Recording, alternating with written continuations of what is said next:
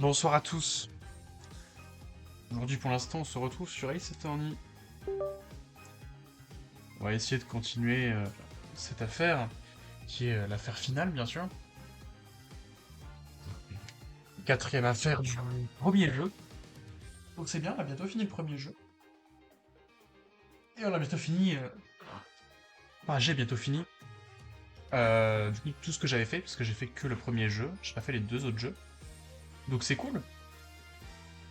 Ça veut dire que je vais bientôt pouvoir profiter d'un vrai gameplay, parce que pour l'instant, j'ai encore des réminiscences des fois où j'ai joué. Donc je me souviens un peu de comment ça se passe et tout. Genre je sais très clairement la fin du jeu. Et donc pour remettre un peu de contexte, alors, est-ce que je peux pas aller dans charger? Attends, non. Section des titres et musées.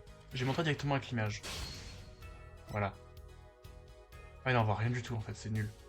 Non, bah en gros, euh... paf, on arrive. Non, je vais vérifier le son d'ailleurs. Quelque chose qui me fait peur, c'est qu'il y ait le son qui soit trop fort. Parce qu'à vrai dire, le son est assez fort dans mes oreilles, donc j'espère que c'est correct pour le stream. Et qu'il y a un bon équilibrage entre le son et ma voix.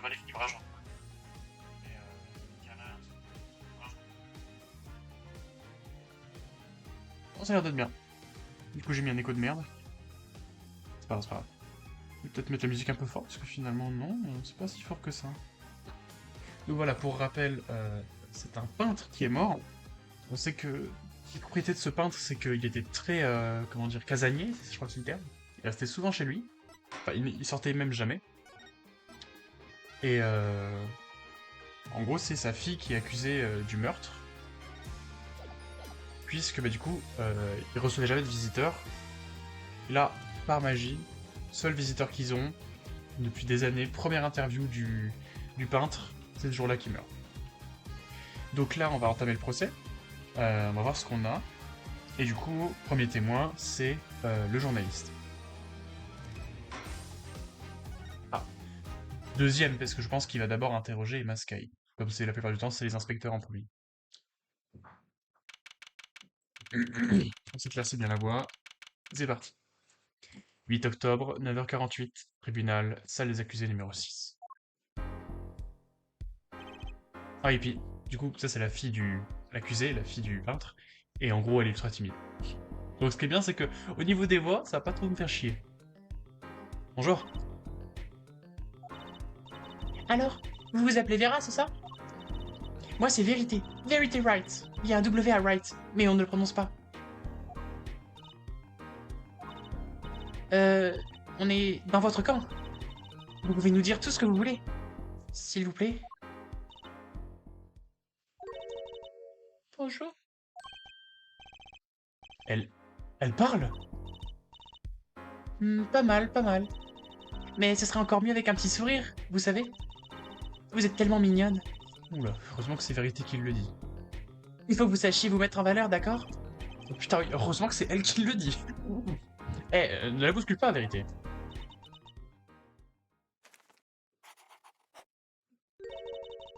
Merci d'avoir accepté de me défendre.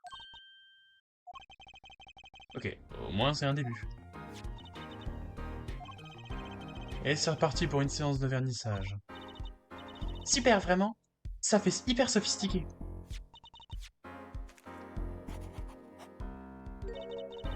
Vous voulez l'essayer? Oh, je peux? Ah, les filles. La victime, Joseph Monin, était un faux... Ah oui, c'est vrai. Joseph Monin, tu connais le peintre, la victime, était un faussaire, c'est-à-dire qu'il faisait des faux... des fausses peintures. On a retrouvé un tableau volé dans son atelier. C'était en réalité un malfrat.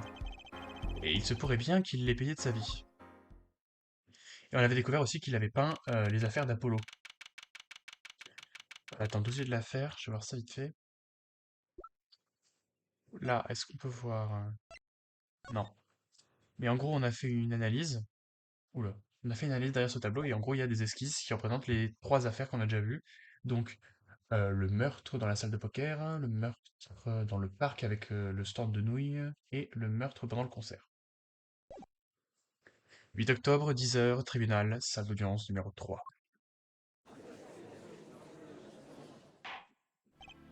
Bon, j'y voilà. Nous sommes là pour juger le, Vera Monin. Il a pas l'air d'aller fort, le juge. Il a la voix toute rauque et les larmes aux yeux. Ah, nous n'oublierons sans doute pas de sitôt les répercussions de ce procès.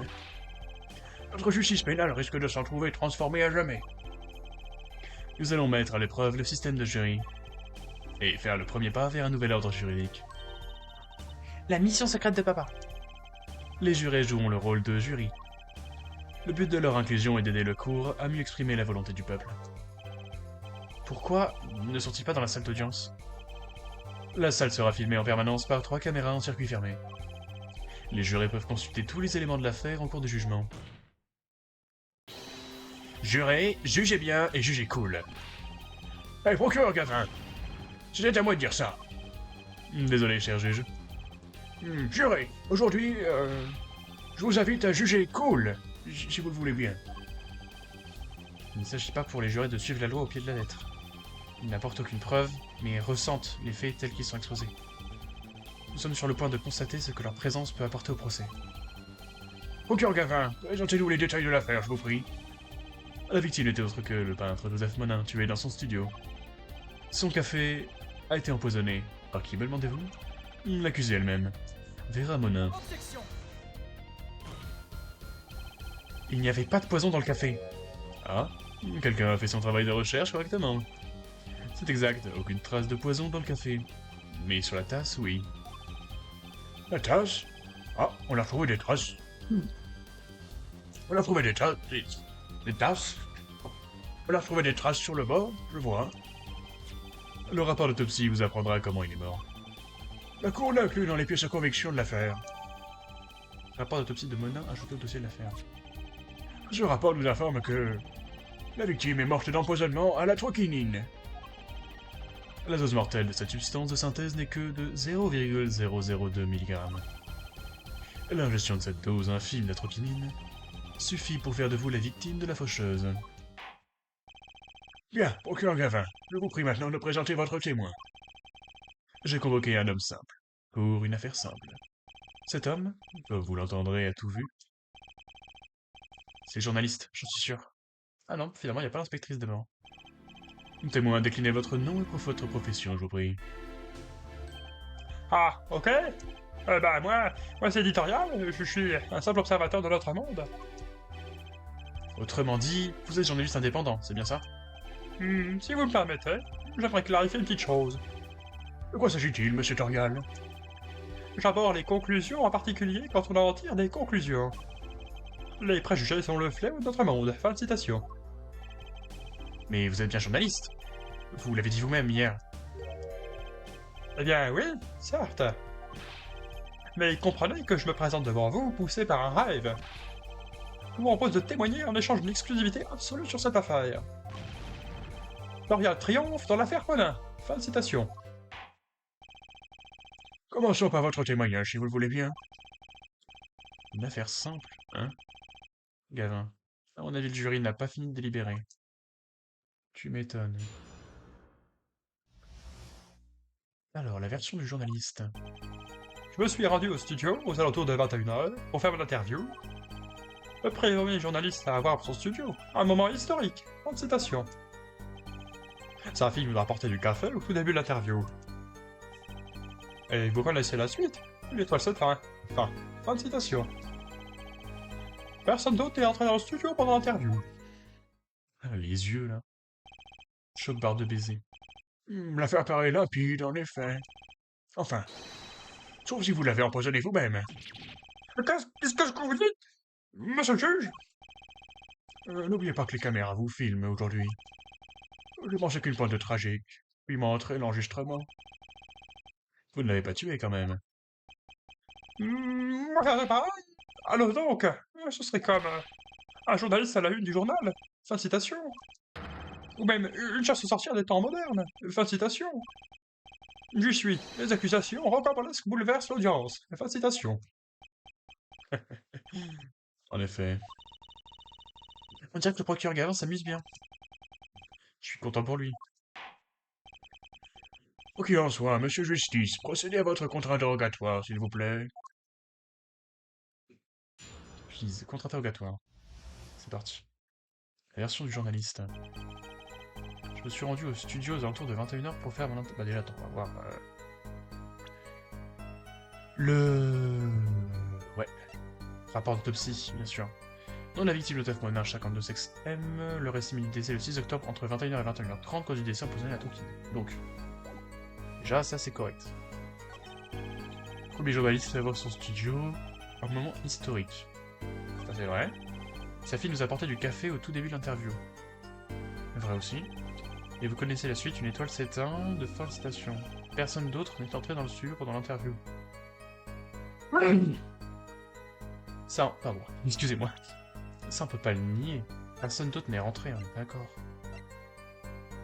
Je me souviens plus des indices. Enveloppe rouge... Non, bah pour moi, on va déjà l'interroger. Enfin, on va l'attaquer, on va dire, plutôt. Voilà. Alors. 21h. C'est un peu tard pour une interview, non?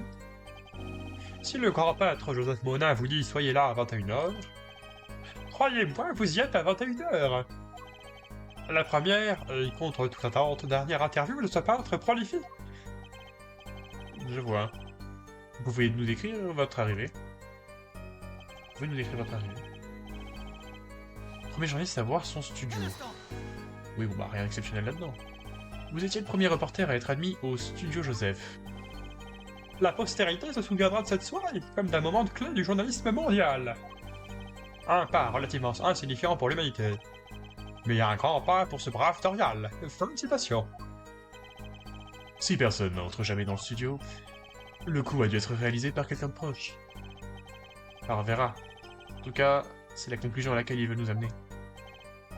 Et alors, comment s'est passé cet entretien mémorable? Sa fille nous a apporté du café au tout début de l'interview. Vous pourriez être un peu plus précis? Oh bah disons que j'apprécie une bonne tasse de kawa. Petit kawa là? Un petit kawa, ça vous dit? En fait, je crois que ça a commencé quand j'étais en 6ème, peut-être en 5ème. C'est pas ce que je voulais dire. Je crois savoir où veut en venir Monsieur Grandfront. Ce café servi à la victime. Quelqu'un l'a-t-il touché, à part l'accusé? C'est ça, évidemment. C'est ce que j'allais dire. C'est eux. Tu m'as fait peur. Des buts. Aïe, merde, j'ai pas lu. Laissez-moi partir, merci. Du coup, tu veux jouer? Ah, mais vous arrivez, c'est bien. Je vois que Mathieu est en train d'arriver. Oui. Mais on va jouer... Je vais sauvegarder, du coup. Bah non, mec, on va jouer à Poyo Justice en coop. C'est ça, non? Ouais. Bien sûr. Hop. Qu'est-ce que... Je vais arrêter la VOD, et comme ça je la recollerai avec la fois où je rejouerai. Pourquoi Hugo, il vous a envoyé tous les deux en coop? Relance. Voilà. Mais bon.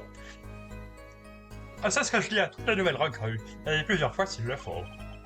Écris comme si tu... Oula, j'ai eu un bug. Écris comme si tu t'adressais à des gamins. C'est ma devise. Ce qui veut pas dire que j'écrive des trucs de gosse, hein, faut pas confondre. Qui a touché au café? Je vois. J'étais au fond en train de voir l'équipement du studio quand elle nous a servi. Bah, techniquement, ils étaient que 3, donc... Soit c'est Monin qui s'est suicidé, soit c'est... Enfin, soit c'est Joseph, soit c'est Vera, hein, si lui était au fond. Et après, que s'est-il passé? Et vous connaissez la suite. Une étoile s'éteint, fin de citation. C'est quoi ce truc, à propos de l'extinction d'une étoile? Une étoile s'éteint. C'est comme un vieux télégramme. Envoyez l'argent, stop. Non, la dictaphone, vous n'êtes pas au courant? C'est comme qui dirait le code du métier. Un personnage important passe l'arme à gauche, une étoile s'éteint. Vous pigez? Oui, comme au cinéma, quand la séance est terminée. Et que l'écran s'éteint. En quoi ça nous intéresse? Eh les mecs, c'est bon ça! Ah bon. Que dites-vous de une étoile explose? Non, ça manque de punch. Je sais, j'ai trouvé! Une étoile meurt. Non, ça manque d'imagination. Évidemment, on pourrait mettre Josette nous quitte, direct, droit au but, ça le fait bien. Je crois que nous avons besoin d'informations plus conséquentes. Bah... Je pense que déjà, le café de Torial, ça ne sert à rien puisqu'on sait que le poison n'était pas dans le café. Donc, à ce stade-là, on s'en moque. Le café d'étoile. Pour moi, c'est le moment de la mort, parce que le café d'étoile, on sait très bien qu'il n'était pas non plus empoisonné. Au moment où Monsieur Monin est mort, Ah ouais? Mon vieux, il fallait le voir pour le croire. Il a brutalement posé sa tasse de café, vous me suivez? d'accord. Et ensuite? Puis la main froide de la mort lui a frôlé l'échine. La flamme de la vie a vacillé. À ce contact glacé, il n'a pu que trembler convulsivement. À la réflexion, la flamme de la vie s'est un peu usée comme formule. La rivière de la vie s'est figée à jamais. Oh ouais, c'est bon ça. Là, il est en train de nous écrire son article. Pourriez-vous décrire ça un peu plus simplement? Bah, comme vous l'imaginez, ça m'a un peu surpris. Il s'est effondré, comme on dit, le rideau tombe sur l'artiste. Fin de citation. La troquinine paralyse le système nerveux central. Le dos part en arrière comme un arc, les membres tremblent, la gorge brûle.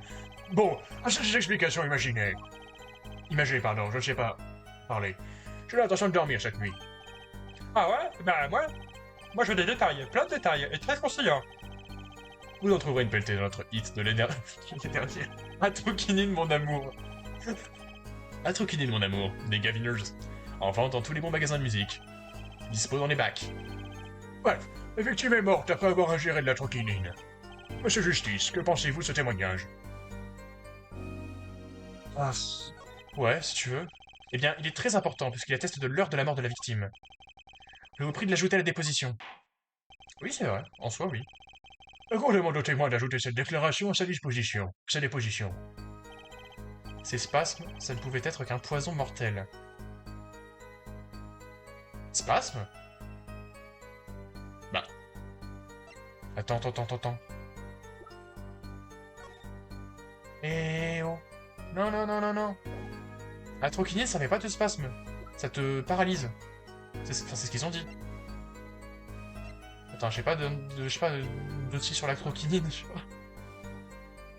Je ressens... Attends. Non, ça marche. Mais il avait pas dit que genre que la troquinine ça paralysait? Ça fait pas des spasmes.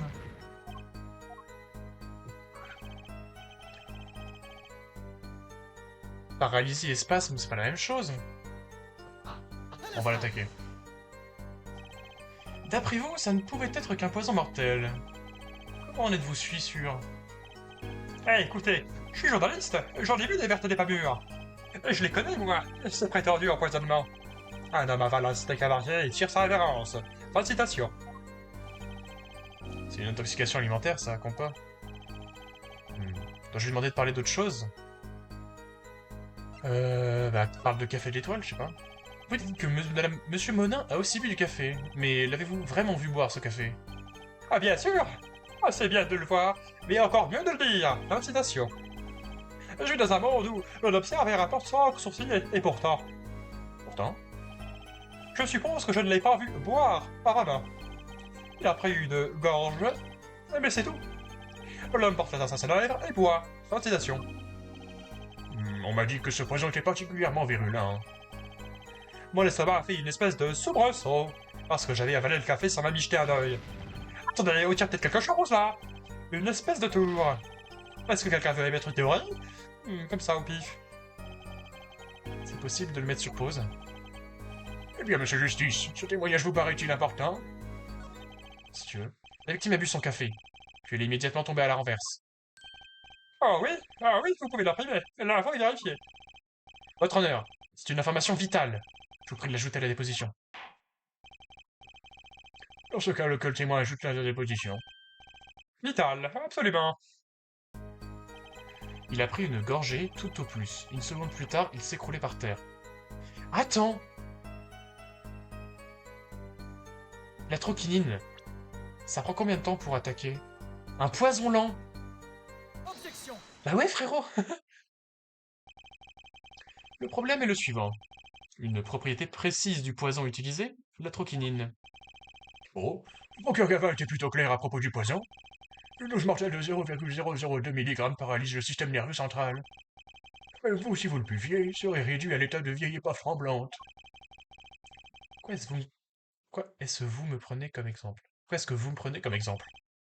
Malheureusement, on ne nous a pas tout dit. Le procureur Gavin a omis un détail vital. Un détail vital? La troquinine est un poison aussi violent qu'il le dit. Mais la mort n'intervient pas au moment de l'ingestion. Pas immédiatement. Parce que la troquinine est un poison à action retardée. L'action retardée? Quoi? D'après une certaine experte médico-légale, un poison d'une violence rare mais absorbé très lentement par le système. Cela prend au moins 15 minutes après ingestion pour qu'il commence à faire effet. En prenant cette gorgée de café, il a scellé son destin, aucun doute là-dessus. Mais il aurait tout de même eu le temps de savourer sa dernière tasse de café. Oh la vache, la silhouette du mec. Oh, silence. Qu'est-ce que ça veut dire? Si la défense voit juste, le témoignage que nous venons d'entendre est complètement renversé. Eh bien, monsieur Toriel, vous n'avez rien à déclarer? Pour la postérité? Action retardée? Ah, c'était virulent, ça, c'est sûr. Le procès à peine entamé, il avait déjà planté ses griffes dans l'innocent journaliste. Il prépare son scoop. On souffle, on souffle. C'est bien, Toriel, non? Monsieur Toriel, revenons-en au fait de ce jour-là, si vous le voulez bien. Hein? La victime est-elle vraiment morte tout de suite après avoir goûté le café? Réfléchissez bien, c'est d'une importance capitale. Vous savez ce que je crois? Je crois que c'était une suggestion pas si subliminale que ça. Fin de citation. J'avoue que s'il est mort quand vous le dites, nous avons un problème. Un problème qui m'obligerait à dire au revoir à la simplicité de mon affaire. Et vous, adieu à votre article. Ah, dites-moi ça? Vous n'allez pas écrire un article sur des conjectures. Non. Et si l'affaire dure? D'autres reporters vont s'y intéresser. Il a pas de faire du chantage là ou quoi? Vous serez obligé de dire adieu à votre merveilleux scoop. Scoop?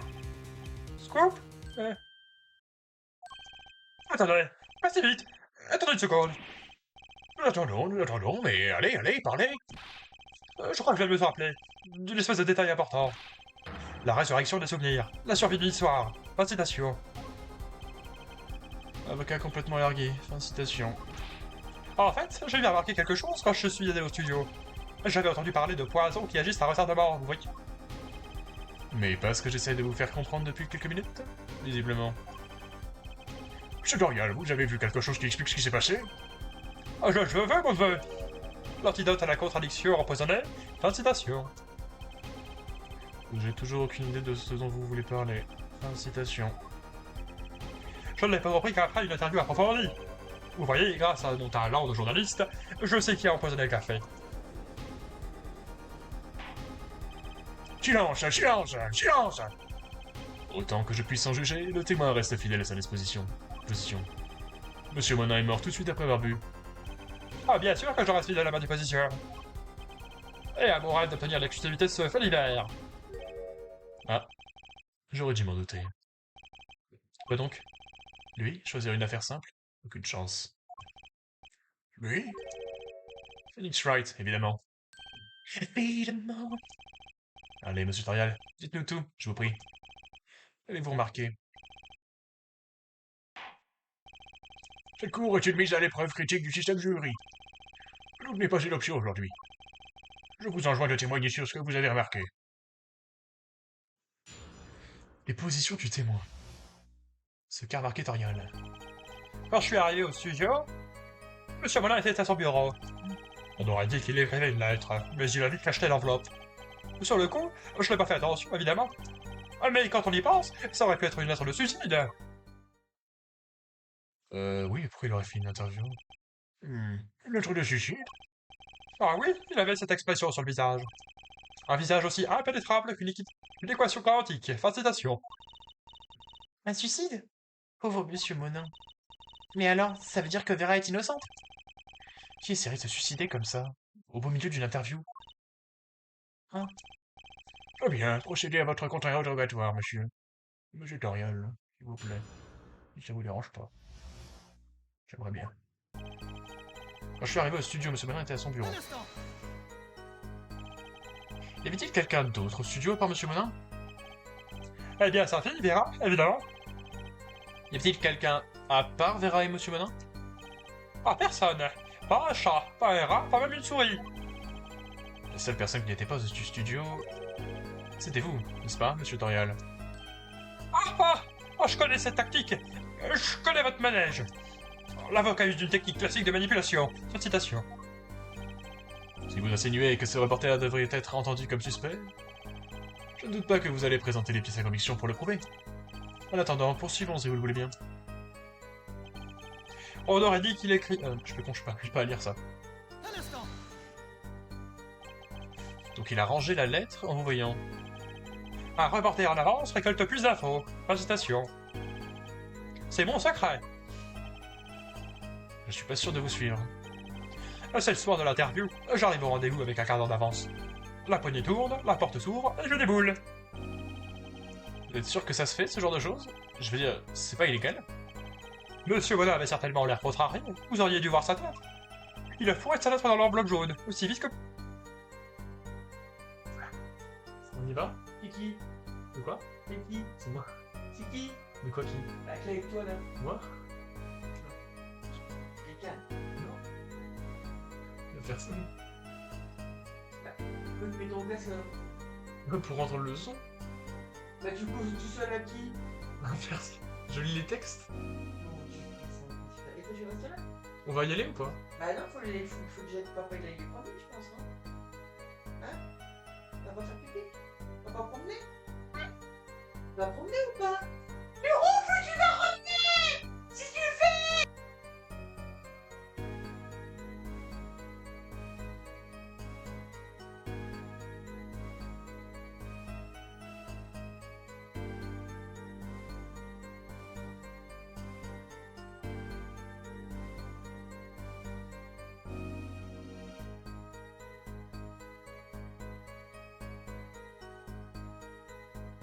Oui, par l'enveloppe jaune.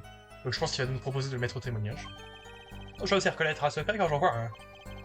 Ceci m'a tout l'air important. Bien, monsieur Justice. Je me demande. Ça m'a l'air d'être un truc important. Bah bien sûr, ajoute au témoignage. Est-ce que tu peux fermer ça là avec de l'eau, s'il te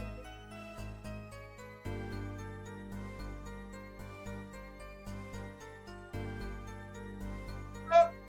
Et attends, et un deuxième truc. La défense considère que cette déposition est vitale, votre honneur. Essaye d'accrocher ça, c'est carré. Le moins serré possible. Le moins serré possible. C'est nul. Comme ça, c'est bien fait. Si j'avais... Parce qu'il a fallu ajouter la déposition. Ferme la porte si t'as Laurent. Merci. Alors, Et pourquoi pas? Mon récit est gratuit.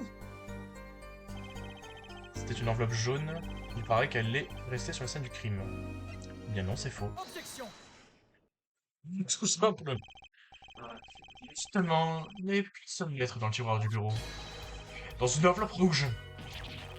Quoi? Procureur Gavin? Oui. A-t-on trouvé une enveloppe jaune sur le lieu du crime? Malheureusement, non. Mais dites-moi, cher monsieur Grandfront, ne peut-on pas facilement se tromper sur la couleur d'une enveloppe? Bah non, frère. Je suppose, mais pas cette enveloppe. Vous voyez, elle a déjà été cachetée, il y a 7 ans. Eh bien, monsieur Toriel. Je peux tout expliquer. Vous voyez, monsieur Monin voulait mettre la lettre dans une enveloppe vite fait. L'hôtel m'a vu, vous voyez. Alors il a chopé la première enveloppe qui lui est tombée sous la main et l'a mise dedans. Vous avez simplement cru que cette enveloppe rouge était jaune. Monsieur Justice, que dites-vous de ce que vous propose le témoin? Ce soir-là, la victime a placé la lettre qu'il écrivait dans une enveloppe rouge.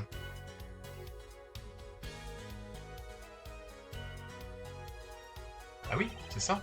C'est tout à fait possible. Mais Apollo! Pas plus tard qu'hier, on a vérifié nous-mêmes le contenu de cette lettre. Oh, quoi? Ah, la réponse aurait été claire si seulement j'avais réfléchi davantage.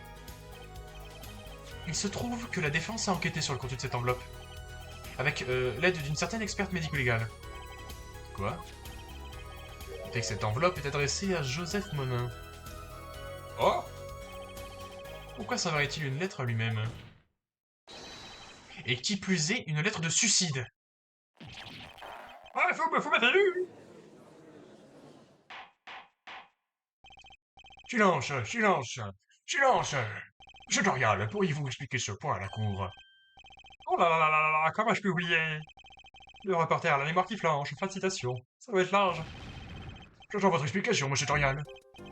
C'est bien ça le problème. Après qu'il ait mis sa lettre dans cette enveloppe, Monsieur Monin s'est assis et s'est mis à fouiller le tiroir de son bureau. Le tiroir de son bureau? Oui, il cherchait un timbre. Un timbre à poste. Fin de citation. Un timbre? Et que comptait-il en faire? Eh bien, poster sa lettre, quoi d'autre? Et puis ensuite, bien, oui, je crois que je l'ai vu le mettre dans la boîte aux lettres. Oui, c'était une enveloppe jaune, et il l'a placée dans cette boîte. Visiblement, cette lettre jaune n'a rien à voir avec la... Oh, comme j'aimerais que ça ne soit pas le cas. Imaginez s'il y avait eu une lettre de suicide, quelle histoire! L'étoile redige une lettre de suicide devant le reporter et s'éteint. Par citation. Comme je vous le disais, il n'a rien à voir avec notre affaire. Cela étant... Oui, votre honneur? Je me pose toujours autant de questions sur le contenu de cette lettre rouge. Allez, monsieur Joseph Monin, j'ai fait virer 100 000 sur le compte indiqué envoyé une reçu, un reçu du fois 37 000. Signez les papiers renvoyés dans l'enveloppe 6 jointe avec le timbre 6 juin sous 3. 100 000 euros? C'est une somme rondelette! Il y a 7 ans. Ça y est, c'est ma fin. Je veux dire, la fin, ici, pour moi. J'ai envie de, vous savez, rentrer chez moi, de me mettre à écrire. Quoi? Ils sont tous choc-barres. Bah quoi? Je suis désolé de mettre l'accent sur ce qui paraît évident, mais quand vous flairez l'odeur d'un article juteux, vous faites une drôle de tête. Ah non! L'avocat n'a rien de plus qu'une imagination débordante. Fin de citation. Moi j'ai remarqué quelque chose et mes yeux ne sont plus ce qu'ils étaient. Je commence à comprendre ce qu'est la perspicacité. J'ai une imagination débordante. Fin de citation. Poursuivez votre témoignage, s'il vous plaît. Parlez-nous de l'odeur d'un article. Et c'est moi qui pose la question. Enfin, d'habitude. Encore? Il va faire sur quoi? L'auteur d'un article? Ah, mais pourquoi? En fait, j'ai pas mal galéré pour avoir l'interview. Le reporter déterre une histoire pour obtenir son interview. Fin de citation. L'histoire portait sur une certaine affaire qui s'est déroulée il y a 7 ans. Cette enveloppe rouge a sans doute un rapport avec l'affaire en question. On dira ce qu'on voudra, le talent de Joseph était sans équivalent. Ah, d'accord, parce qu'il a compris, il a eu le scoop, d'accord, je viens de comprendre. Vous avez menacé de publier l'histoire en question. Vous avez eu recours au chantage pour obtenir votre entretien? Eh bien, oui. Je veux dire, non, non. C'était pas exactement. Je veux dire que je ne suis pas. Que je ne vois pas, monsieur Dorian. Écoutez, c'est mon article. Mon bébé, l'information, c'est ma vie. Fin de citation. Je vois. Pendant que vous faites la conversation ici, qu'est-ce qui se passe dehors? Imaginez que d'autres reporters aillent vendre mon article. Ils pourraient passer à l'impression au moment même où nous parlons. Qu'on partage votre douleur, monsieur Dorian. Monsieur Justice, accélérons, je vous prie. Une certaine affaire il y a 7 ans. 7 ans.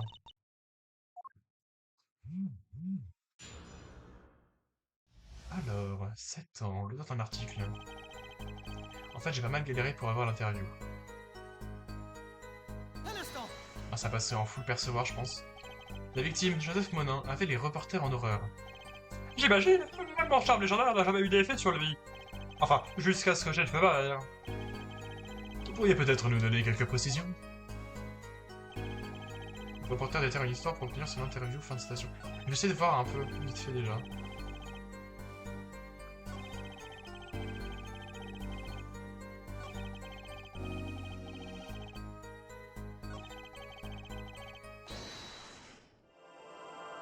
Lui, je me souviens très bien c'est quoi que je devais percevoir. Et juste, il transpire des aisselles. Il transpire à grosses gouttes. transpire pas du tout, là. Assez. En vrai, je pense que je vais déjà co-interroger. Attaquer. De quelle sorte d'histoire s'agissait-il au juste? Oh, 3 fois rien, je vous ai déjà dit. Rien de plus, rien de moins. Bien entre les deux. Fin de citation. J'ai peut-être insinué que je savais certaines choses sur une certaine histoire. Mais je ne l'ai ni menacé ni entourloupé pour rien. Je le jure.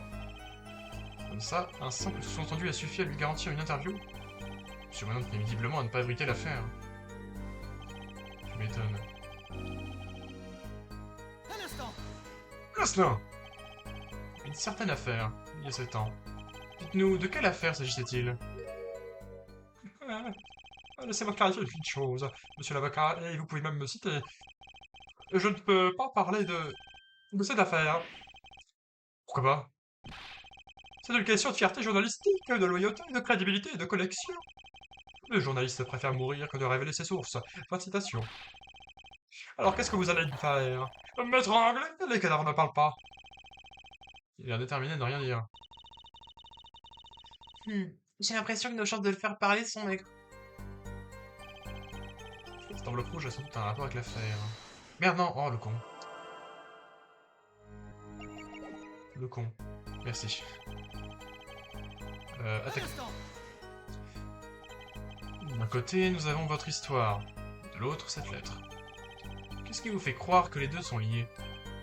Oh, j'ai dit juste que c'est possible. Un peu ça de l'intuition de reporter. Fin de citation. Ouais, je dis des tas de trucs, vous voulez vous amuser à tout disséquer? Allez-y. Tout? Non. Juste ce qui me paraît suspect. Je vois, j'ai autre chose à ajouter à propos de Monsieur Monin. On dira ce qu'on voudra, le talent de Joseph était sans ses équivalents. C'est-à-dire? Quelle était l'ampleur du talent de Monsieur Monin? Hein? Oh, mon vieux, je veux dire, il est célèbre, vieux célèbre. La trace de mon pinceau était comme une longue rivière ondulant sur la toile. Les toits de l'artiste illuminent le studio comme un soleil. Fin de citation. S'il fait tout le temps des gestes fous. Celui-là était encore plus fou que d'habitude. Moi, je trouve qu'il a l'air nerveux, Apollo. Absolument. Son comportement n'est plus le même. Il est peut-être temps d'aborder vous savez quoi. Cette déposition me laisse comme un goût amer dans la bouche. Tout paraît logique. Rien ne semble particulièrement incongru. Je me demande bien de quelle affaire il parle. Ça devrait être un gros coup de décrocher une interview avec un reclus aussi célèbre. Quelque chose d'assez important pour sortir Joseph Monin de son cloître. Je me demande... Tu sais que ça avait quelque chose à voir avec l'art de Monsieur Monin?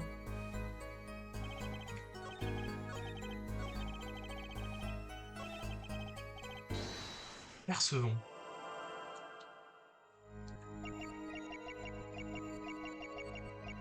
Tu vas voir. Oh! Basidas! Je te tiens.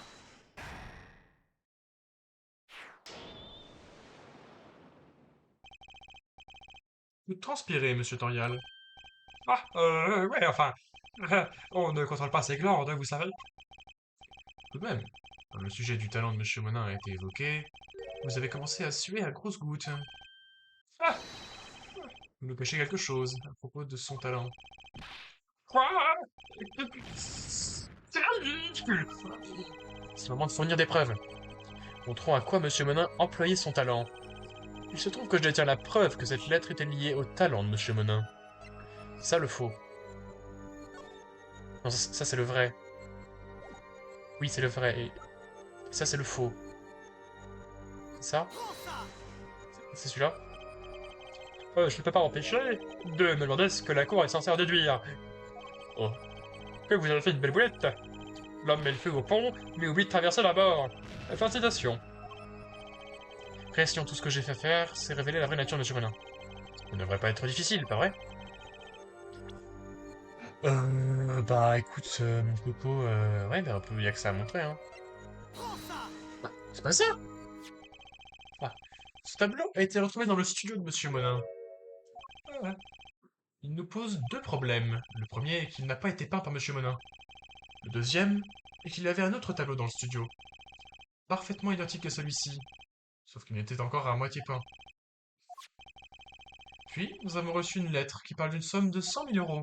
et qui implique une certaine transaction commerciale. Transaction afférente à la vente de contrefaçon.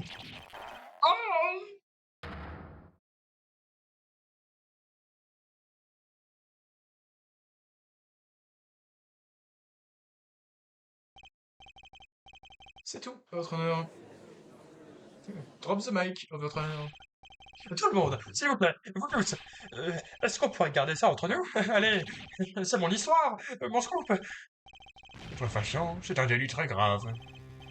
Aujourd'hui, Joseph Mona est connu pour son œuvre artistique, mais on raconte qu'il avait mis son talent au service d'une autre forme d'art. Par une autre forme d'art, vous voulez dire la contrefaçon? Joseph Mona avait du talent. C'est vrai, celui de produire des faux précis et détaillés. Un fait que certains criminels ont eu vite fait découvrir. Certains criminels. Quoi? Vous n'êtes pas en train de me parler de... Tout à fait, je veux parler de falsification de preuves. La rumeur a commencé à circuler il y a 7 ans. Il y a 7 ans? Vous voulez dire que cette lettre, cette somme de 100 000 euros correspond au paiement de... Exactement. Falsifier les preuves rapporte gros. Fin de citation. Oh, Mazette. Silence, silence, silence! Donc notre victime aurait eu une double vie? C'est ma chance de briller. La victime était donc en contact avec le monde criminel, pas vrai? Il aurait pu avoir un tas d'ennemis dont nous ne connaissons pas l'existence. Pas bête. C'est la première fois que j'entends parler d'un monde criminel. Notre enquête n'a révélé aucun lien criminel, je vous le confirme. Oui, peut-être, on est si sûr. Et comment expliquez-vous tout cet argent? Admettez qu'il a très bien pu tremper dans des pratiques illégales. Quoi qu'il en soit, il n'y a pas de preuve pour lier cette lettre à notre affaire. Notre affaire était... Oh putain, il est mal. Notre affaire était et reste simple dans sa substance. Seul l'accusé a pu empoisonner la tasse ce soir-là. Et vous, bien entendu. Il dit oui, du coup. La seule chose qui soit empoisonnée, c'est ma plume pour mes critiques. Monsieur Dorial, votre déposition pour l'instant est loin d'être fiable. Elle aurait plutôt tendance à refléter une certaine incompétence journalistique. De quoi parlez-vous? Mon professionnalisme est solide comme un roc. Un professionnalisme si solide qu'un éléphant pourrait sauter dessus. Fin citation. Quoi qu'il en soit, écoutons la synthèse de votre témoignage. Cette synthèse révèle ce qui s'est passé dans le studio, le procès est terminé. Apollo, qu'est-ce que tu veux dire? Le contre-interrogatoire a prouvé que M. Torial n'avait pas de raison de l'empoisonner. Donc, en l'absence d'un autre suspect... L'assassin ne peut être que Vera. Voilà ce qu'il veut dire. Le prochain témoignage est notre dernière chance. Monsieur Torial, veuillez reprendre votre témoignage, je vous prie. Last. Témoignage. Synthèse de l'entretien. La seule autre personne présente dans le studio ce soir-là était l'accusée. Elle a servi le café, elle l'a fait elle-même reconnue.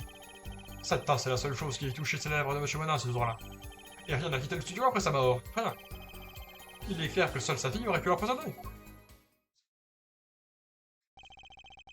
Voilà une déposition dans les formes, claire, brève et sans la moindre équivoque. Ah, zut alors. Vous le pensez vraiment? Le sentiment, en effet, qu'elle explique la situation du soir en question. Monsieur Justice, procédez à votre dernier contre-interrogatoire, je vous prie. Bien. Il reste encore un atout à jouer. Et je ne quitterai pas cette salle d'audience avant de l'avoir utilisée. Me neither. Synthèse de l'entretien. Seule personne présente dans le studio ce soir-là était l'accusé. Ça c'est vrai. Pour rien trouver à dire. Et je vais quand même attaquer parce que ça se trouve bien. Un morceau que je n'aurais pas. C'est ça. Mais ça ne prouve pas que Vera l'a empoisonné.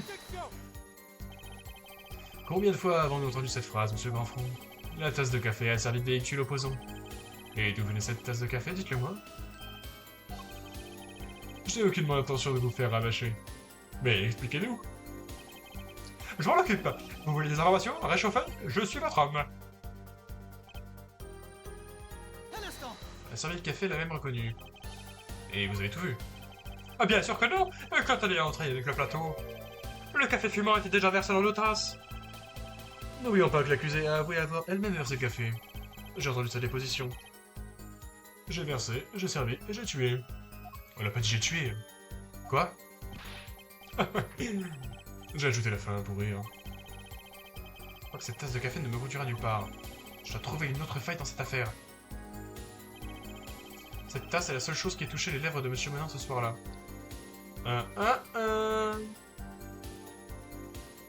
je sais... Non, je vais pas faire ça. Vous êtes sûr de ça? Eh bien, pour être vraiment très précis, je me suis empiffré de bonbons à la menthe pendant toute l'interview. L'un de ces bonbons était peut-être empoisonné. Quoi? Le jour de l'autopsie, la pièce n'était pas imprégnée d'une fraîche odeur de menthe. Et nous n'avons trouvé aucun résidu de menthe. Je reconnais que c'était tiré par les cheveux. Mais il est con. Vous n'allez pas continuer à essayer de prouver cette théorie? Vous pensez que la victime a bu, mangé ou autrement dit, pris autre chose que le café? Ok. Eh bien, monsieur Justice, si vous avez une quelconque preuve... C'est possible, je le sens, mais il est encore trop tôt pour le prouver. Et les probabilités ne risquent pas de le convaincre. Monsieur Monin a ingéré ce poison d'une autre façon qu'en buvant de café. Et je peux le prouver. Une preuve... Mais bien sûr, j'ai tenté le coup. Ah bon, excellent. Voyons un peu comment vous allez vous en sortir cette fois. Montrez-nous vos preuves. Comment savez-vous que la tasse n'a pas empoisonné la victime?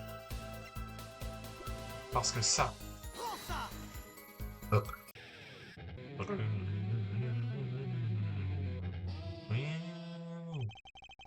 Combien de fois faudra-t-il vous le répéter? Nous n'avons que faire de vos hypothèses, monsieur Grandfond. Nous voulons des preuves. Je le sais bien. Sachez qu'il y a un moment pour chaque épreuve. Vous allez peut-être trop vite. Je vais vous dire ce que nous avons pour l'instant. La victime n'a rien approché à sa bouche, à part cette tasse de café. Je dois colmater encore une faille avant de pouvoir prouver quoi que ce soit. Mieux vaut la découvrir avant d'attaquer. Poursuivez votre contre-interrogatoire. Alors peut-être présenter la lettre. Objection.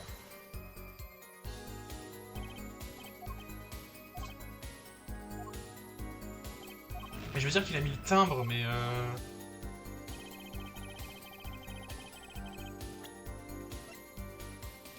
Objection. Même mes frères, j'ai pas de timbre.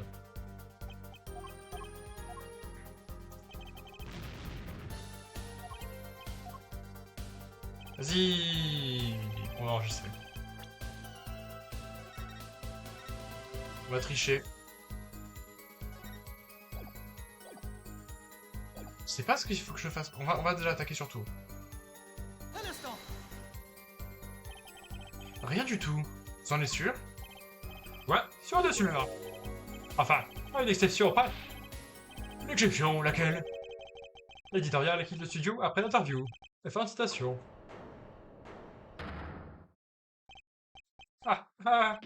Allez, détendez-vous. C'est une blague. Une pichet, pas drôle. Je sais, mais quand même. Est-ce que quelque chose a quitté le studio cette nuit-là? Où est-ce que ça me met la puce à l'oreille? Ça fait comme un déclic. Oui, c'est l'enveloppe. Maintenant que nous avons fait les frais du... alors douteux de notre témoin comédien, j'aimerais me tourner vers la défense avant de reprendre l'interrogatoire. Savez-vous ce qui a pu le cas échéant quitter le bureau ce soir-là?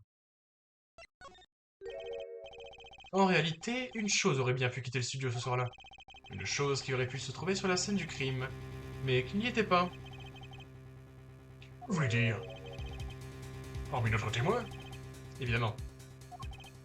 Je sais, c'est des ramonins. Excusez-moi, mais mon intention n'est pas de faire de l'humour. Dans ce cas, voyons ce que vous avez à proposer, monsieur Justice, hein? Qu'est-ce que vous avez à proposer, là? Qu'est-ce que vous me procédez? Très bien à faire des... Ben, comme la chose n'était pas sur le lieu du crime, je ne peux pas vous la montrer. Mais j'ai la preuve qu'elle a pu être enlevée du lieu du crime. Thanks to this letterbox. C'est le seul lien qui existe entre le studio et le monde extérieur. Le boîte aux lettres? Qu'est-ce que monsieur Torial vient de nous dire? Quand il est entré dans le studio, le soir du meurtre, la victime venait de finir d'écrire une lettre. Ouais, j'ai dit ça. Et ouais, c'est la vérité. Vous avez ensuite déclaré qu'il a mis sa lettre dans une enveloppe jaune qu'il a placée dans la boîte aux lettres. Oh! Dans cette boîte aux lettres était vide. Autrement dit, cette nuit-là, l'enveloppe jaune a disparu. Surprenant. Une enveloppe a disparu de la scène du crime. Voilà qui ne change rien du tout. Hein? Il n'a pas tort, monsieur Justice. Nous essayons de savoir comment monsieur Monin a été empoisonné. La disparition de l'enveloppe que le témoin dit avoir vue a-t-elle ton importance? Eh bien, si elle a vraiment disparu, quelque chose a bien quitté le studio ce soir-là. Ça me paraît sacrément important. Lorsqu'un que le témoin l'ajoute à sa déposition. C'est comme si c'était fait. Je ne vois toujours pas ce que ça change, monsieur Grandfond. À votre place, je ne ferais pas tant le malin. Une lettre a disparu de la scène du crime ce soir-là. Et c'est exactement la faille que j'attendais.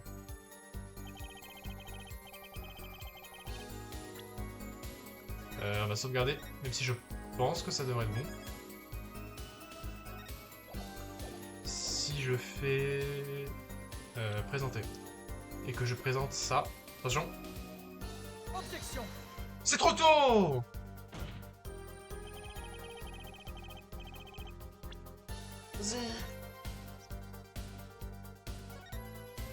Hop! On reprend.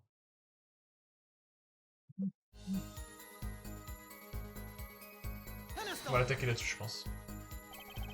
Rien n'est plus important que la disparition de cette enveloppe du studio.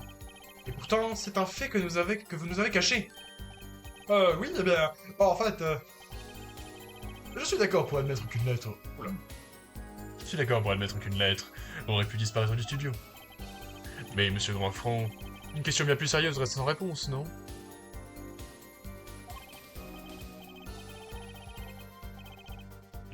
Je sais comment monsieur Bourdieu est empoisonné. J'ai compris. Mais la déposition de Toriel a changé, et donc les faits aussi ont changé. Ce qu'il nous a dit prend maintenant une toute autre signification. Il faut continuer à réfléchir, Apollo. Il est clair que seule sa fille aurait pu l'empoisonner. Un instant. Ah non, du coup.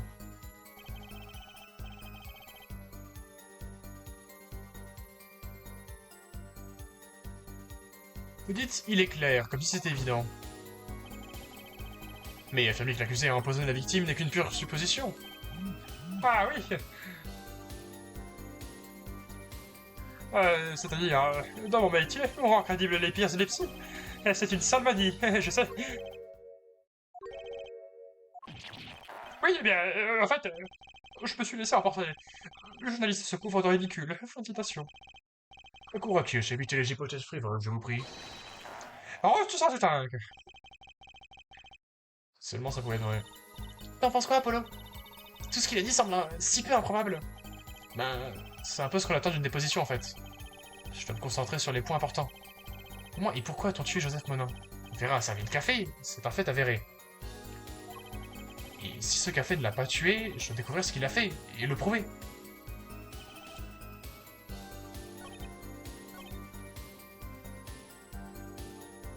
Ah mais je fais quoi, là, en fait?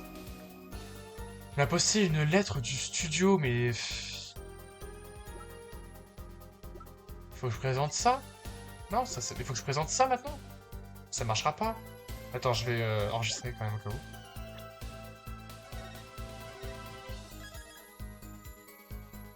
Hop. C'est à n'y rien comprendre. Si je représente ça, il va encore me dire nul. Objection. Ah ouais, il me dit nul. Vas-y. Mais qu'est-ce qu'il faut que je fasse? Est-ce que, en fait... Parce que je pense que vous êtes peut-être... Enfin, ceux qui n'ont pas compris. En gros, dans ce cadre, on sait... Enfin, je sais que, du coup, il y a un timbre. C'est vraiment la forme d'un timbre. On a il y a des phases de troquinine. On a posté une lettre du studio, mais je crois pas que ce soit important. Et si je présente ça? Objection. Non plus.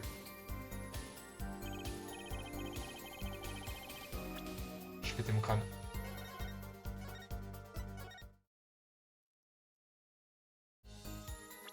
Qu'est-ce que je peux présenter? On a posté une lettre du studio, mais je ne crois pas que ce soit important. J'ai présenté ça, j'ai présenté ça... Si je présente la boîte aux lettres. Ouais, non, ça fait rien. J'ai tout présenté, en fait.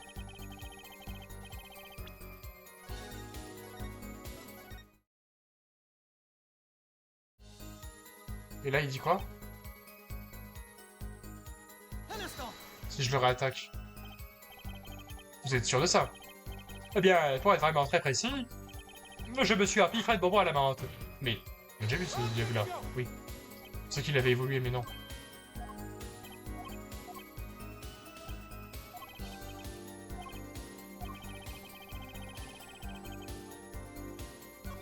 Est-ce...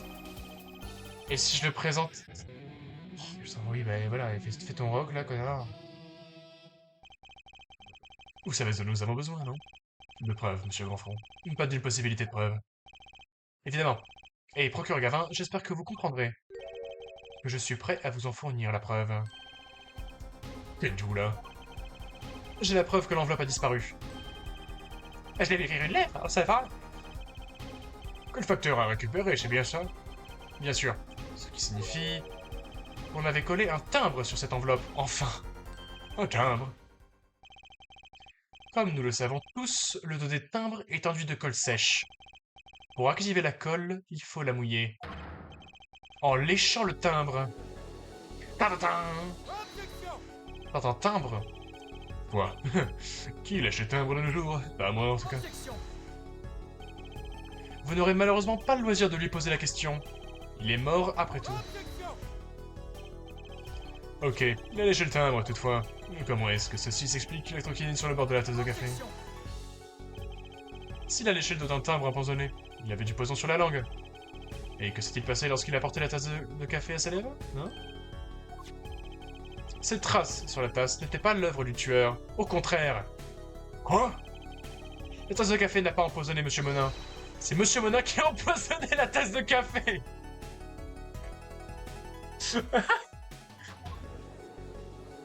Bien sûr. Silence, silence, silence. Mais enfin, je n'ai pas... Rappelez-vous, la troquinine est un poison à action retardée, pas vrai? Il a ingéré le poison en collant le timbre sur l'enveloppe. Mais il ne s'est écroulé qu'au moment où ses lèvres ont touché la tasse de café. 15 minutes après.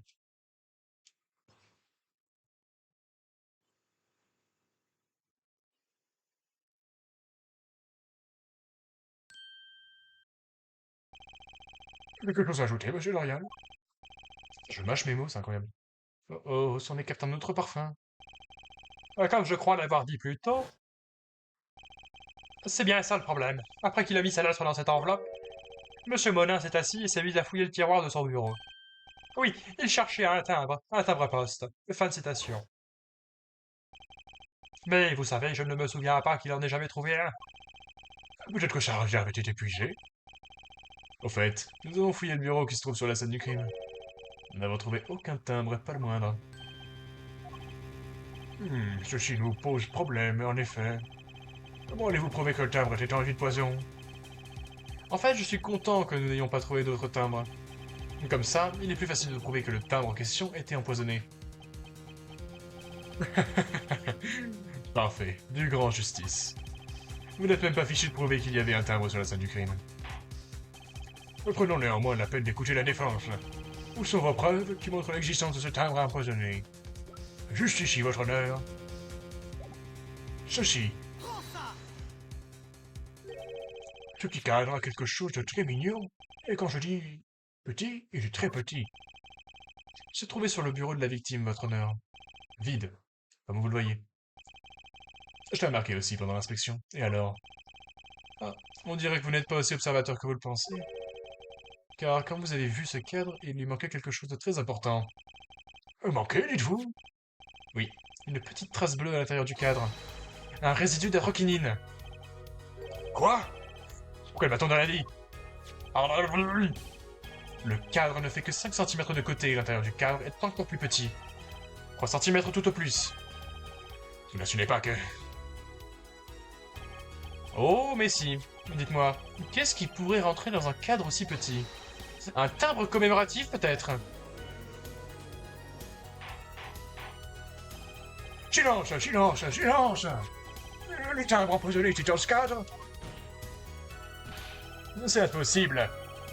Procureur Gavin, pourquoi mettrait-il cet objet sur son bureau? Il voulait pouvoir se suicider au cas où l'envie lui prendrait le peut-être? J'essaie de le faire en une traite, mais j'ai pas réussi. Est-ce que je peux dire un truc? J'ai pensé à quelque chose. Quoi, monsieur Torial? Je vous en prie, arrêtez de gesticuler de la sorte. La victime était un faussaire, pareil, il y a pas mal d'argent dans cette branche. Le faussaire, ça fait de faux amis et de vrais ennemis. Fin de citation. Donc le timbre empoisonné était peut-être une arme mortelle lui étant destinée. Objection. Oui. Fabuleux, bravo. Laissez ce genre de conte de fait ridicule aux paroliers des Gaviners. Enfin. On est enfin d'accord sur quelque chose. Le timbre, l'arme du crime, mais vous êtes tombé sur la tête. Pourquoi se compliquer la vie? Personne n'imaginerait une telle mise en scène. Oh, je suis pas de cet avis. Comment? Rappelez-vous, la victime menait une vie très recluse. C'est vrai. Joseph Monin se cachait du monde, il évitait les entrevues. Son seul contact avec le monde extérieur se faisait par courrier. Par courrier? Si vous vouliez tuer quelqu'un d'impossible à rencontrer, mais qui aime correspondre, un timbre serait une arme idéale. C'est ridicule. Des preuves, je veux des preuves. Prouvez-nous que ce timbre mortel lui a été envoyé pour le tuer. Je n'ai peut-être pas de preuves à proprement parler, mais les pièces du puzzle commencent à s'imbriquer, les unes dans les autres. Qu'est-ce qu'il y a, Apollo? Tu trembles comme une feuille. Je crois que je sais ce qui s'est passé. C'est dingue, mais j'y vois clair. Je crois savoir comment M. Monin a été tué. Alors, dites-le nous, Monsieur Justice. Une certaine pièce à conviction nous oriente vers la vérité, votre honneur. Je peux prouver que le timbre a été envoyé par quelqu'un qui voulait la mort de M. Monin. Grâce à cette enveloppe. Prends ça. C'est la fameuse enveloppe. Celle d'il y a 7 ans. Rappelez-vous le texte de la lettre. Il y avait 2 pages dans l'enveloppe. Voici la première page.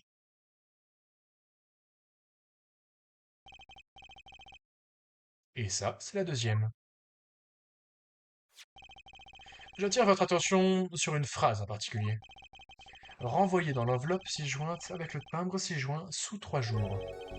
Le timbre ci-joint, votre honneur. Oh! Donc si j'ai bien compris, le timbre poison sur le timbre lèche-lèche aval. Fin de citation. Et s'il avait fait exactement ce qui lui commandait la lettre, il aurait signé le document, l'aurait mis dans l'enveloppe, et il aurait collé le timbre.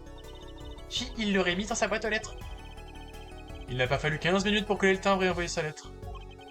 Mais un peu plus tard, le poison ayant fait effet, il s'est écroulé et il est mort. Et l'arme du crime a été enlevée de la scène du crime. Le système postal a bien arrangé les affaires du tueur. Tu m'étonnes. Tadam. Oui. Quelle imagination fertile, monsieur Grandfranc. Permettez-moi de vérifier une chose. Le timbre empoisonné était dans cette enveloppe depuis 7 ans, n'est-ce pas? C'est bien ce que vous voulez nous faire comprendre.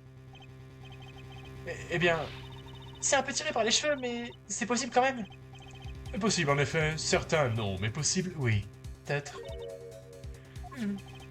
Un timbre empoisonné dans cette enveloppe. Une arme du crime potentielle. Comment proposez-vous de prouver cette apparente coïncidence? Eh bien... Ah, c'était il y a 7 ans, et on ne connaît toujours pas l'auteur de la lettre. Vous répondez en vous taisant, je vois. Pour ma part, je propose. Ah, c'est Phoenix. Ce n'est pas bien de s'en prendre à la mise, Conrad. Oh, putain. Je pensais que c'était Phoenix, moi. J'ai vu son frère, j'ai fait... Ah, Emma. Alors, elle vous plaît mon imitation de Christophe Gabin? C'était ressemblant. Ne quittez pas la police pour vous lancer dans la comédie, surtout. N'étiez-vous pas supposé surveiller la scène du crime, chère inspectrice? Il fallait bien que quelqu'un vous sorte du bourbier dans lequel vous vous êtes fourré. Bourbier? Ça aurait été tellement plus simple si vous aviez fait plus confiance à la science. On peut facilement déterminer si cet timbre était, oui ou non, dans cette enveloppe. Plaît-il, chère inspectrice? Oh, épargnez-moi ce regard de glace. Et c'est la science de mon côté. Tout est dans le résidu, comme vous pouvez vous en douter. C'est vrai! Le spray détecteur de poison! Présentez immédiatement l'enveloppe rouge. La cour vous autorise à l'ouvrir. Pchit, pchit. Pchit, pchit, pchit. Pchit, pchit. Oh, pchit, pchit. Pchit, pchit, pchit. Pchit, pchit, pchit. Alors, si on l'avait dit, je l'aurais pas cru. Y a pas d'erreur. C'est bien un résidu d'arachidine. Incroyable, tout simplement incroyable. Une arme du crime du passé, et 7 ans plus tard, elle montre enfin ses crocs. Aberration manifeste. Dites-moi, pourquoi le crime n'a-t-il pas été commis il y a 7 ans? Eh bien... Il y a une possibilité. Monsieur Monin a peut-être découvert le poteau rose. C'est-à-dire? Peut-être a-t-il compris que l'expéditeur de la lettre voulait le tuer. Pourquoi les textes sont aussi longs? Et qu'il lui envoyait sa réponse avec un autre timbre. avant d'encadrer cette preuve décisive. Paf, mais pourquoi il l'a utilisé du coup? Ah. Qu'est-ce que vous faites encore ici, vous? Est-ce que je peux faire une déclaration officielle? Moi, éditorial, alias Dandrequin, proclame que ce scoop m'appartient. Joseph Monin tué de sang-froid.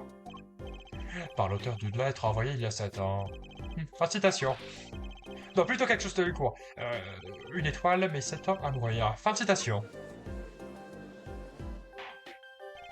Silence, silence, silence! Bonsoir, inutile de pousser le débat plus loin. Même si j'avoue que cette révélation me surprend. Une arme fatale qui fait son travail au bout de 7 ans, c'est pas banal, ça. Œuvre pour une expédition dans l'au-delà. Fin de citation. Oh, j'ai l'impression que notre témoin déteint sur notre juge. Inutile d'en débattre davantage. L'accusé n'aurait pas pu envoyer cette lettre il y a 7 ans. Apollo! Je crois que l'on vient de gagner. Par conséquent, cette cour déclare à l'accusé... Oui. Est-ce bien l'avenir brillant de notre justice pénale? Le procureur? D'accord.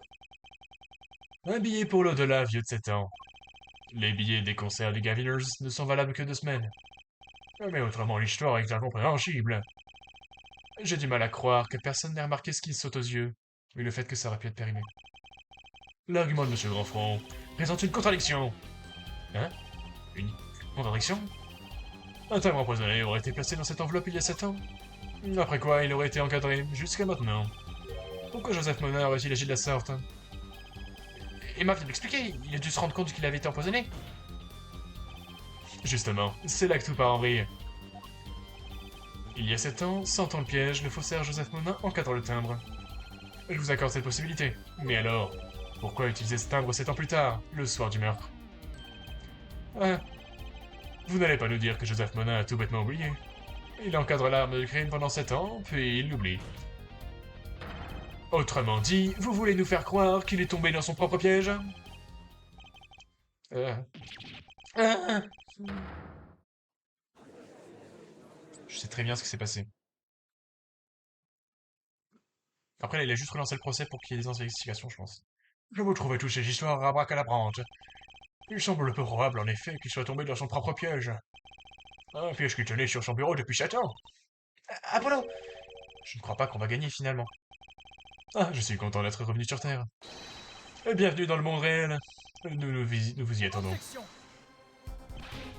Ok, dans ce cas, comment expliquez-vous le timbre empoisonné dans la enveloppe? Le timbre empoisonné? Et où se trouve-t-il exactement? Vous nous l'avez apporté, n'est-ce pas? Je ne vois aucune preuve de son existence. Objection. Bah si frère, enfin, au bout d'un moment... Et le résidu d'atroquinine, alors? Oh, je vous l'accorde. Il s'agit apparemment de résidu d'atroquinine. Néanmoins, monsieur Grandfront, il n'y a pas de timbre. Mais frère, Là, par contre, il y a un faisceau de preuves énorme. Il y a la trace d'atroquinine dans la... Merde, dans l'enveloppe, qui épouse parfaitement la forme qu'il y a sur le timbre, enfin sur le cadre, pardon, et c'est la forme exacte d'un timbre. Enfin, tous les timbres ont à peu près la même forme. Vos frères, la mauvaise foi... Et même si votre timbre empoisonné existait, Joseph Monin ne s'en serait jamais servi. C'est tout.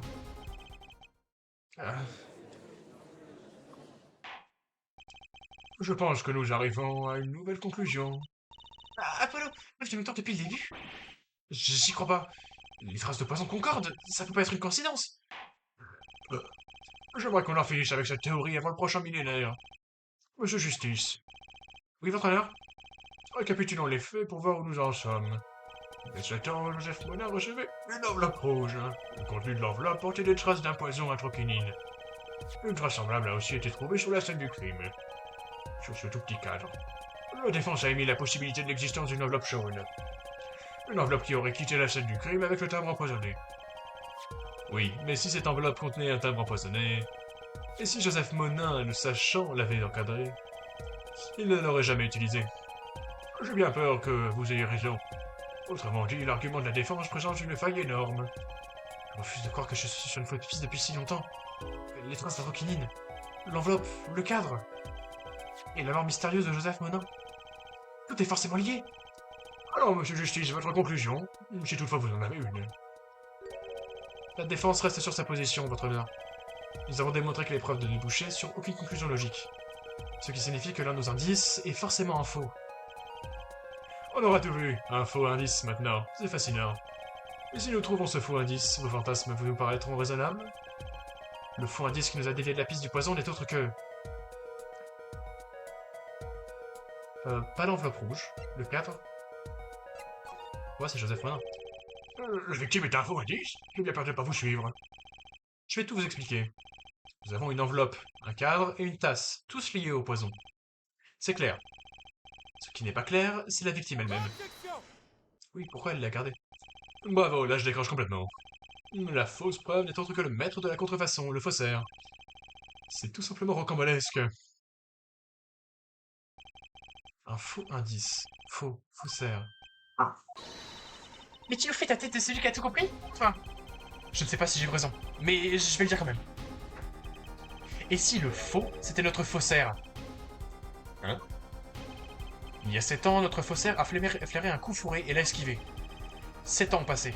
Et voilà que notre faussaire tombe dans ce même piège et meurt. Pourquoi? J'aimerais bien savoir. Parce que le faussaire qui s'est fait tuer était un faux. Hein? Nous y voici, la victime était un faux. Un faussaire a vu le piège. Un faussaire est tombé dans le piège. Ce qui fait 2 faussaires, et l'un d'entre eux était un faux. Qu'est-ce qu'il dit? Il dit non. Silence, silence, silence. Donc, en ce qui vous concerne, Joseph Monin, la victime, était un faux faussaire. Mais si c'était un faux faussaire, qui était le vrai? Doit-on croire à une quelconque substitution? Alors là, vous allez devoir vous trouver des preuves concrètes. Monsieur Justice, montrez-nous qui était le vrai Joseph Monin. Si Joseph Monin n'était pas le vrai faussaire, une seule autre personne aurait pu jouer ce rôle. Compris, votre honneur. Le faussaire Joseph Monin était lui-même un faux. Le vrai faussaire était... Vera Monin.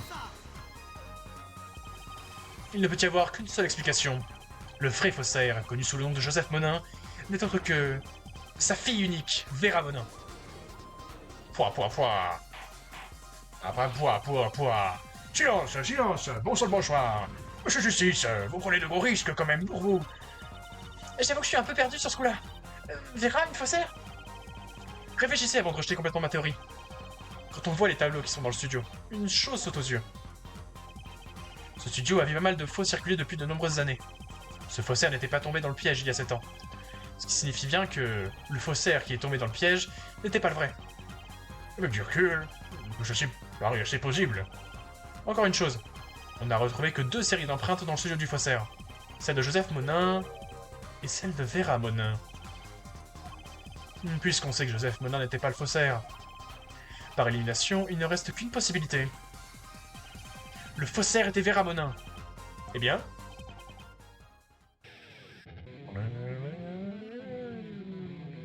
Oui... c'est vraiment fascinant. Mazette, Mazette. Vera Monin. Mademoiselle, j'imagine que vous écoutez attentivement depuis le début, non? Demandons-lui une bonne fois pour toutes. Qui êtes-vous? Qui est le faussaire, Joseph Monin?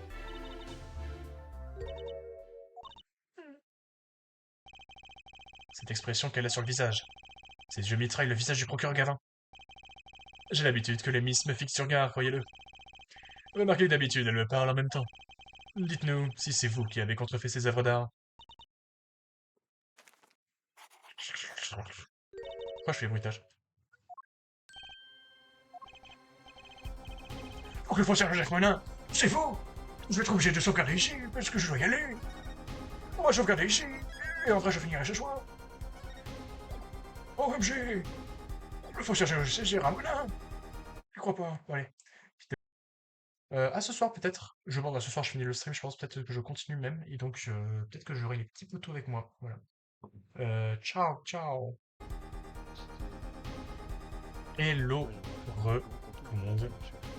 Du coup, on se retrouve sur ce qu'on a laissé il y a 3 petites heures, pour finir vite fait, voilà. En attendant, avant de refaire un petit peu de valo. Donc, on se met dans la peau, faire la voix, tout ça. Donc, le faussaire Joseph Monin, c'est vous?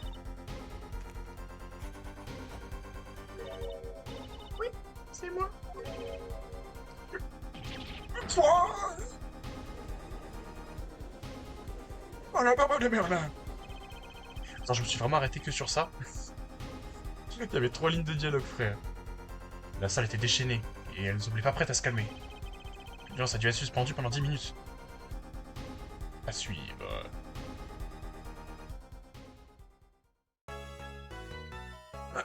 Allez, on sauvegarde.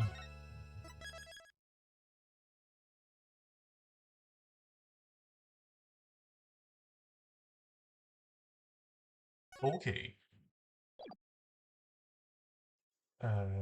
Ouais. Bah écoute, pour l'instant, on a que ça à faire. Je vais attendre de voir si Corentin veut jouer à Valou, on verra bien. Sinon, je jouerai tout seul. Voilà. 8 octobre, 13h24, tribunal, salle des accusés numéro 6. Ok. Bon, ça veut dire qu'on en est où exactement, Apollo? C'est quoi, je vais le mettre en vogue directement, comme ça après, si Corentin voudra jouer, il aura juste à venir en vogue. Tout ira bien. Alors, le vocal. Hop, online. Ça se connecte, ça se connecte. Allez, allez, allez, allez. Voilà.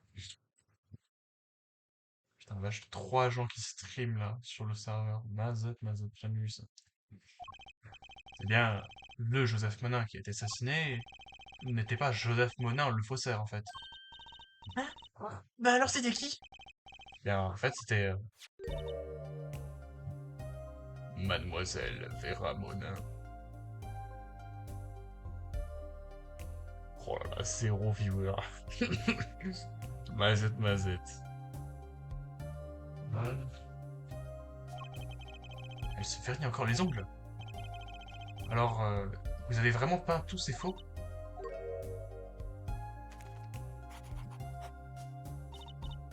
Oui, pour père.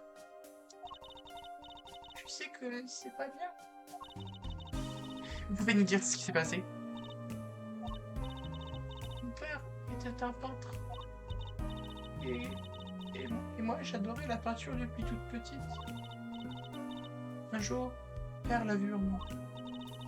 Il a dit que j'avais un don. Le don de faire des faux? Comment vous dire? Il ne s'agit pas que de tableaux. Avec le matériel adéquat, je sais faire n'importe quoi. N'importe quoi? Père était si fier. Alors moi j'étais très contente. Mais au bout du compte, je faisais ces... faux. Je n'ai jamais été forte physiquement, ni mentalement. Je ne sais que très peu de choses du monde extérieur. Et maintenant, à cause de moi, père, et... Vous étiez au courant de cette enveloppe rouge? Elle a quel âge? Ça sort du RP d'un coup, mais elle a quel âge? 19 ans, hein? Quand même. Pas mon âge. Je m'en souviens, c'était il y a quelques temps déjà. Donc vous étiez déjà... Vous faisiez déjà ce travail à cette époque? J'ai commencé quand j'avais 12 ans. Donc celui qui a deviné que le timbre était empoisonné, c'est... Monsieur Justice, la séance recommence dans la salle d'audience, je vous prie. Bien, putain, manque. Attendez, Vera, juste une petite chose, s'il vous plaît. Ces 3 tableaux dans le studio. Ils sont de moi, ils font partie de mon travail. D'accord, mais vous voyez, on les a examinés et on a vu ce qu'il y avait dessous. On a pu voir les ébauches sous la peinture sèche des 3 tableaux finis. Je vois. Monsieur Justice. Oui. Père. Et vous connaissez. Tous les deux. Votre défunt père? Et les pieds. Il recueillait toutes sortes de renseignements. Sur le cabinet d'avocats Wright & Co. Mais depuis quelque temps... Attends quoi? Mais depuis quelque temps? Mais depuis quelque temps, on ne fait pas que dans le juridique, vous savez? Oui, vous faites des tours de magie, des trucs drôles, et vous jouez du piano. Enfin, c'est pas vraiment des trucs drôles. Et pourtant, quand père a appris que vous recommenciez vos activités, il était ravi. Mais c'est qui ce monsieur Monin? Bon, je suis censé le savoir. Et si c'était le papa de papa? Oula. Compte tenu de l'âge des protagonistes, j'en doute fort. Bah, Attends. 52 33. Ça nous fait 7... Attends, c'est quoi? J'ai la flemme de calculer. On va voir calculatrice. Il est long. 52 moins 33. Ça nous fait 19. Ah, bizarre en vrai. Ça voudrait dire que Monin aurait adopté Phoenix à 19 ans. Enfin, ou aurait eu Phoenix à 19 ans. Même parce que je réfléchis à ça, parce que lui, il a adopté elle. Pour ça. Donc. Les choses sont déjà assez embrouillées sans avoir tous ces papas dans les pattes. Trop de papas. Nous savons que la fille de la victime, Vera, était le véritable faussaire. Qu'est-ce que ça change pour notre affaire? J'imagine qu'on le saura bientôt. 8 octobre, 13h36, tribunal, salle d'audience numéro 3. Zerari. L'audience est ouverte. Vera a l'air plutôt tendue. Elle est en train de se ronger les ongles. Peut-être pourriez-vous commencer par expliquer comment ça marche. Comment avez-vous créé le personnage du faussaire Joseph Monin? Oh putain, enfin je la double maintenant. Oh, fait chier. Encore ce regard. Si elle continue, elle va perforer son crâne avec comme une passoire. Je sais que c'est dur pour toi, mais bon, il est carrément séduisant. Même ça dure pour moi. Mademoiselle, je vous prie. Êtes-vous vraiment l'auteur de ces détestables contrefaçons? Peut-être préfériez-vous répondre à ma question? Avez-vous peint ce tableau? Celui qui lui ressemble comme deux gouttes d'eau. Oui. C'est moi qui l'ai peint. Oui. Père m'avait fait beaucoup de compliments pour celui-là. Donc elle est bien l'auteur de ces contrefaçons. Mais elle n'a pas voulu révéler l'existence de leur opération. La victime était un remplaçant, un leurre. Tout le monde croyait que le faussaire, c'était lui, pas elle. J'ai fait quelque chose de mal, n'est-ce pas? Quoi qu'il en soit, nous avons besoin de précision. Sur, par exemple, ceci. Vous l'avez déjà vu, n'est-ce pas? Oui, elle était dans le tiroir du bureau. Très bien, je vous invite à procéder à votre témoignage. Dites-nous tout ce que vous savez sur cette enveloppe.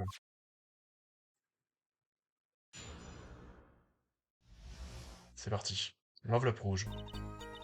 Moi, je crée des choses et Père les vendait. Cette enveloppe est arrivée après ma première œuvre.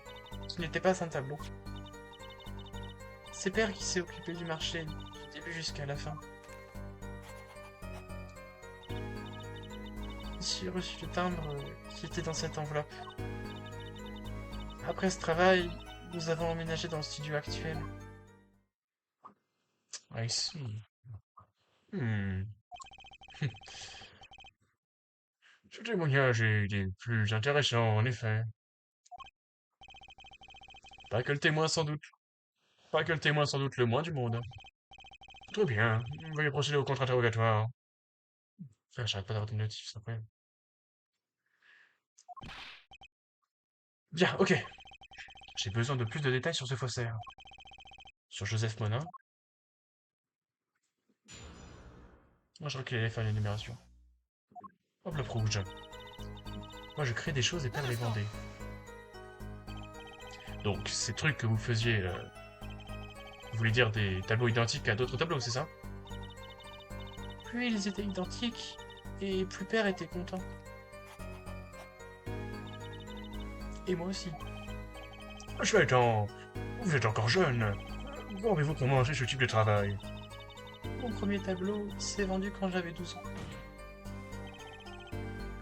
Votre honneur, elle n'avait absolument pas conscience de tremper dans des affaires illégales.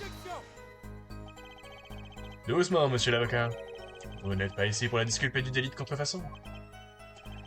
C'est vrai. Donnez-nous des précisions sur cette enveloppe. Cette enveloppe qui, vraisemblablement, a tué votre père. Qui ne voyait d'enveloppe. D'accord.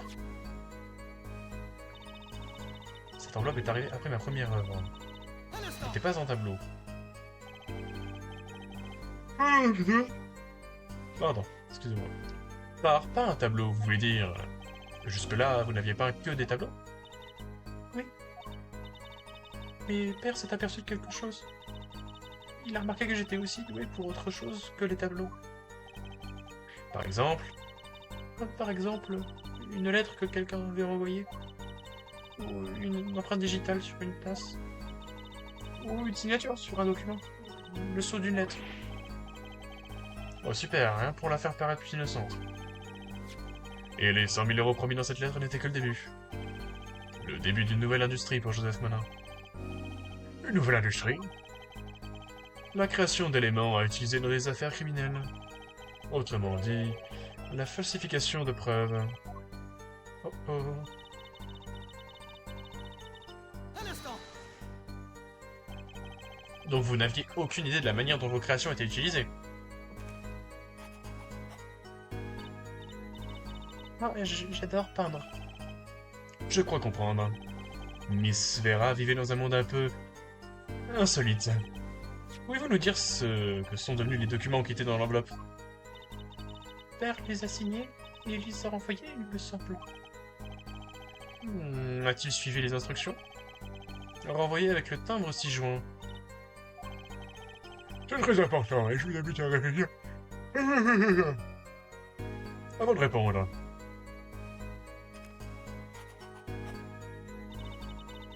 J'ai reçu le timbre qui était dans cette enveloppe. Un instant. Que voulez-vous dire par reçu? J'ai fait quelque chose de mal? Vous n'avez pas utilisé ce timbre parce qu'il était dangereux. Du poison mortel, au dos. La troquinine. Objection. Minute, monsieur Enfront. Vous n'avez pas le droit de suggérer la réponse aux témoins. Peut-être me le diriez-vous plus facilement, Miss Vera. Pourquoi avez-vous reçu ce timbre? Quelque chose ne va pas. Il était 6 mois. Ah, je comprends. Il s'agissait d'un septembre commémoratif. Oui, je pense. Donc, vous ne saviez pas qu'il était empoisonné?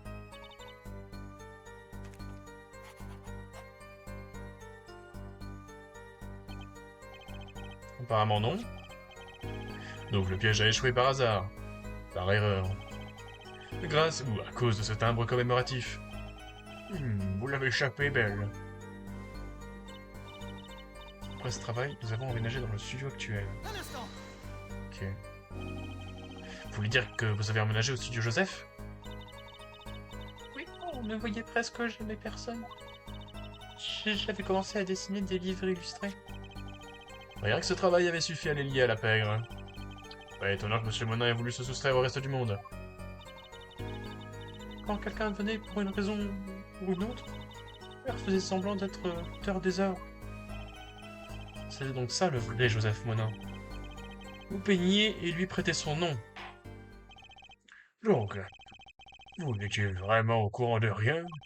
Vous ne soupçonniez rien du danger dans lequel vous vous trouviez? Non. Apparemment non. À propos de ce timbre commémoratif, donnez-nous des précisions.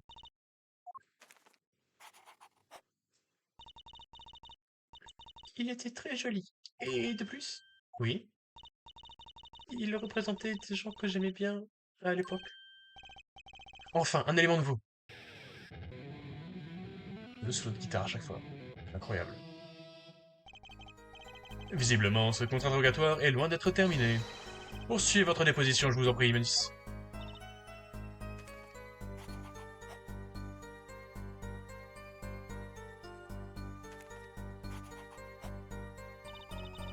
Le timbre représentait mes magiciens préférés, alors je les ai gardés. Un instant. Magiciens. Des magiciens?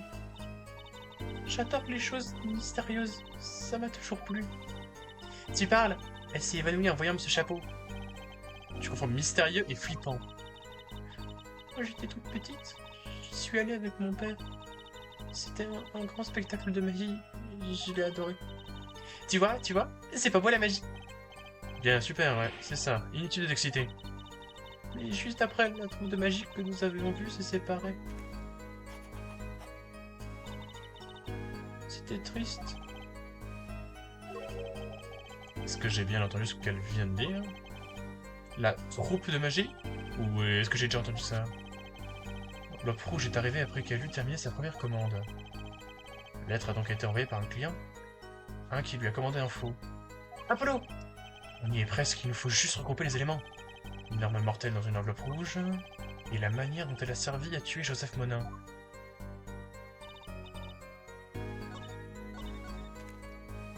Ah, fait chier, me dis pas qu'elle est obligée de dessiner à chaque fois. Oh, ça va être très très chiant. Alors attends, parce que j'ai bien envie de lui présenter...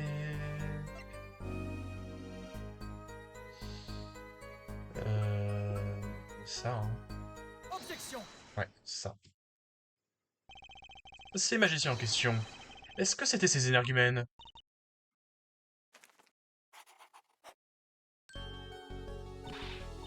Apollo! Ne les appelle pas comme ça! Je vois, mais quoi qu'il en soit, pourquoi mettre un timbre comme celui-ci dans de la correspondance commerciale? Bonne question. Ben, les jolis timbres, c'est quand même mieux, et le top, c'est bien les grimoires.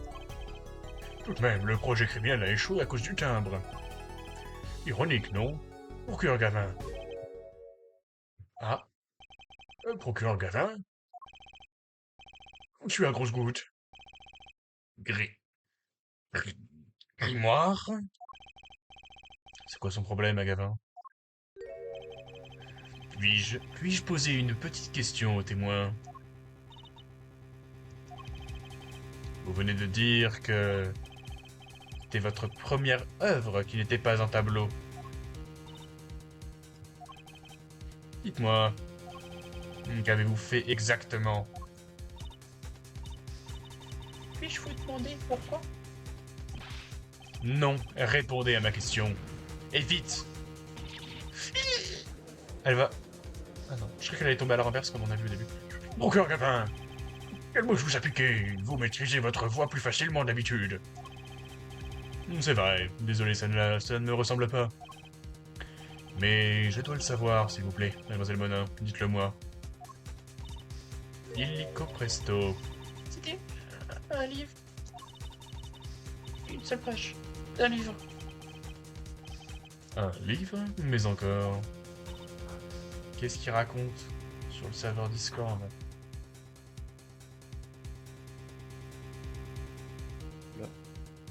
Ah, bah vous êtes là! Ah, vous êtes Je là. rejoins le Japon pour des petites games de temps en temps, quoi. Ouais, Ok, alors. Paf, merde, elle est où? Là.